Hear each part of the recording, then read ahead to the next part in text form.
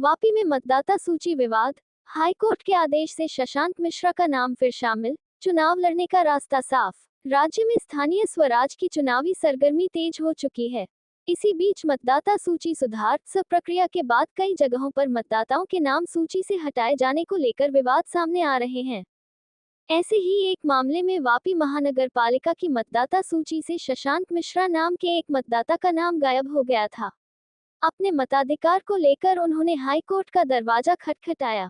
मामले की सुनवाई के बाद हाईकोर्ट ने अहम फैसला सुनाते हुए उनका नाम दोबारा वापी महानगर पालिका की मतदाता सूची में शामिल करने का आदेश दिया है। साथ ही कोर्ट ने यह भी स्पष्ट किया कि वे चुनाव लड़ना चाहें तो लड़ सकते हैं। बताया जा रहा है कि शशांक मिश्रा पेशे से वकील हैं और कांग्रेस से जुड़े हुए हैं। इस बार वे स्थानीय स्वराज की चुनाव में कांग्रेस के संभावित उम्मीदवार भी माने जा रहे थे, लेकिन उनका नाम महानगर पालिका की बजाय वापी नोटिफाइड एरिया की मतदाता सूची में दर्ज होने से वे मतदान से वंचित रह सकते थे। हाईकोर्ट के फैसले के बाद अब कांग्रेस भी खुलकर शशांक मिश्रा के समर्थन में आ गई है और इस बार उन्हें उम्मीदवार बनाए जाने की संभावनाएं भी तेज हो गई हैं। सबसे पहले तो ये देखा कि ये वार्ड में से मेरा नाम कैसे कट सकता है, जबकि 405 राजमोती टूका है। अब इतने पे ही ये चीजें नहीं रुकी है भाइयों बहनों। वार्ड नंबर 5 की मतदार यादी, जिसके अंदर मेरे राजमोती 2 बिल्डिंग के ई ब्लॉक के फर्स्ट फ्लोर वाले, सेकंड फ्लोर वाले, थर्ड फ्लोर वाले सारे व्यक्ति हैं। तो चौथे फ्लोर में रहने वाला मैं 405 का व्यक्ति इस वार्ड के बुक के अंदर जो गुजरात चुनाव आयोग द्वारा जाहिर की कि मैं राजमोती 2 का व्यक्ति जो वार्ड नंबर 3 में आता है, जिसका टैक्स भी वापी म्युनिसिपल लेती है, मैं अचानक से वापी नोटिफाइड के एरिया में गया।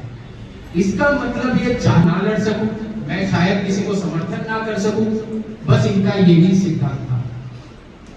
तब मैंने क्या किया, मैं गया हाईकोर्ट। मैंने हाईकोर्ट का दरवाजा कि गुजरात हाईकोर्ट में आज वापी म्युनिसिपल कॉर्पोरेशन अपोज कर रही थी ये एप्लीकेशन के खिलाफ।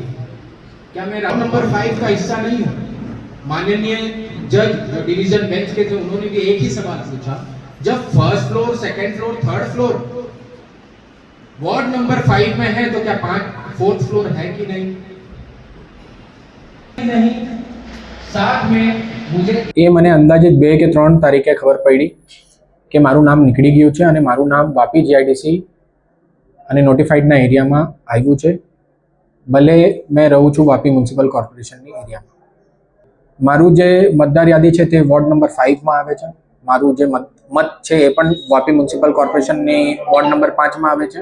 એમાં ફર્સ્ટ ફ્લોર, મારી બિલ્ડિંગના ફર્સ્ટ ફ્લોરના રહેવાસી, સેકન્ડ ફ્લોરના રહેવાસી, ત્રીજા માળના રહેવાસી બધાનું નામ તેમાં હતું, સમાવેશ હતું। આખી મારી બિલ્ડિંગનું નામનું જે મતદાર લોકો છે તેમના નામ હતું, ફક્ત મારું જ નામ નહીં હતું એમાં, અને જેના કારણે મને પિટિશન દાખલ કરવાની ફરજ પડી। એસઆઈઆરમાં જે વાંધો લેવાનું હતું એ તો મારા એડ્રેસ જે છે, એપિક કાર્ડ જે છે એટલે કે જે વોટિંગ ચૂંટણી કાર્ડ, એમાં તો એડ્રેસ જ મને વાપી મ્યુનિસિપલ કોર્પોરેશનનું બતાવતું હતું, એટલે કે એમની લિમિટમાં। તો મારે શું કામ ત્યાં જઈને કશું ઓબ્જેક્શન લેવાનું હોય? તો ગલતી કોની છે?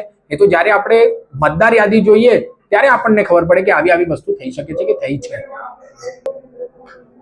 એને પછી मैं વાપી મ્યુનિસિપલ કોર્પોરેશનમાં ગયો, ત્યાં મેં ઈમેલ દ્વારા આ વાતની રજૂઆત કરી કે મારું નામ જે છે એ ફાઇનલ મતદાર યાદીમાંથી બહાર કાઢવામાં આવેલું છે।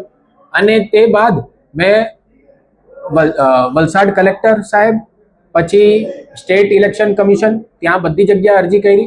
મને કોઈ પણ જગ્યા મારું જે વસ્તુ હતું એમનું સોલ્યુશન નહીં મળ્યું, જેના કારણે મને હાઈકોર્ટ જવાની ફરજ પડી હતી। અને હાઈકોર્ટમાં મારે 2 વ્યક્તિનું નામ, એટલે કે જે મારા પિટિશનરના એડવોકેટ તરફે હતા, એટલે કે એડવોકેટ મેહુલ ડોંડે અને બીજા જે આનંદવર્ધન યાજ્ઞિક સર છે, એમના દ્વારા વધારેમાં વધારે મહેનત કરવામાં આવી અને મને આ વસ્તુ જીતાડવામાં આવી।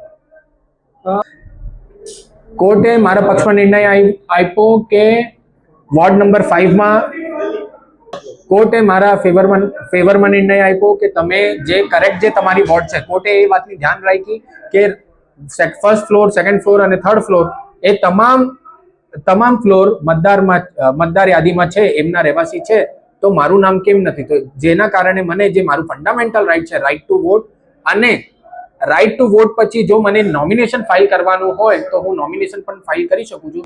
એવો ચુકાદો આજ રોજ ઓપન કોર્ટમાં જાહેર કરવામાં આવ્યો. વાપી મહાનગરપાલિકામાં જે ઇલેક્શન લડવાની વાત છે એ હું એકલો કરી શકતો નથી, કેમ કે મારા ઉપર વાપી શહેર પ્રમુખ છે અને કઈ બધા બીજા કાર્યકર્તા છે અને કઈ લોકો છે જેમનું આમાં યોગદાન છે. તો એમનું જે નિર્ણય આવે તે પછી હું કંઈક કરી શકું છું. મારું એકલાનું આમાં રોલ નથી થાય. કે જે રાઈટ ટુ વોટ છે એ એમનું ફંડામેન્ટલ રાઈટ છે અને આ તમામ સિટીઝન માટે આ જે ચુકાદો છે તે મહત્વનું છે, કેમ કે કોઈનું નામ કોઈ જગ્યાથી કટી જાય એટલે કે એમનું જે રાઇટ્સ છે વોટનું, કે સરકાર ચૂનવાનું, બનાવવાનું કે ગિરાવવાનું કે વિરોધ પક્ષને ચૂનવાનું, એનું હનન નહીં થાય તે માટે આ ચુકાદો મહત્વપૂર્ણ છે.